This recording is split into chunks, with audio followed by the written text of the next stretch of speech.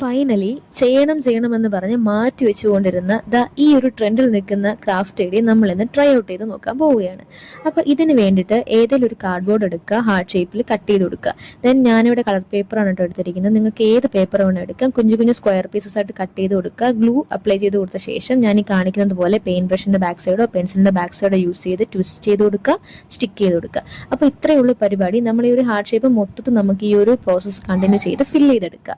അപ്പോൾ ഈ ഒരു ക്രാഫ്റ്റ് എന്താ പറയുക, കംപ്ലീറ്റ് ചെയ്ത് കഴിഞ്ഞപ്പോഴത്തേക്കും നല്ല അടിപൊളിയായിട്ടൊരു ബ്യൂട്ടിഫുൾ ആയിട്ടുള്ള ഒരു സാധനമാണ് കേട്ടോ. എനിക്ക് ഒത്തിരി ഇഷ്ടപ്പെട്ടു. നല്ലൊരു ഗിഫ്റ്റിംഗ് ഓപ്ഷനാണ്. നമ്മൾ വാൾ ഡെക്കറായിട്ടും ടേബിൾ ഡെക്കറായിട്ടൊക്കെ യൂസ് ചെയ്യാൻ പറ്റിയ നല്ലൊരു സാധനമാണ്.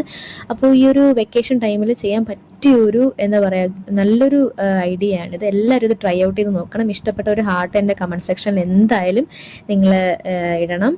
ദെൻ ഒരു കുഞ്ഞു കാര്യം കൂടി, എല്ലാ ക്രാഫ്റ്റ് ചാനൽസിനും എല്ലാ യൂട്യൂബ് ചാനൽസിനും ബാക്ക് ബോൺ നിങ്ങൾ സപ്പോർട്ടിങ് സബ്സ്ക്രൈബേഴ്സ് ആണ്. അപ്പോൾ നമ്മുടെ ചാനലിൽ ആരും ഇതേവരെ ഒരു കമൻറ്റ് പോലും ഇട്ടിട്ടില്ല. അപ്പോൾ എനിക്ക് ചെറിയൊരു വിഷമമുണ്ട്. അപ്പോൾ നമ്മുടെ യൂട്യൂബ് ഫാമിലിയിൽ ഇനിയും തുടർന്ന് നല്ല കമൻറ്റിങ് സെക്ഷൻ നമ്മൾ അവൈലബിൾ ആയിട്ട് നിൽക്കണം.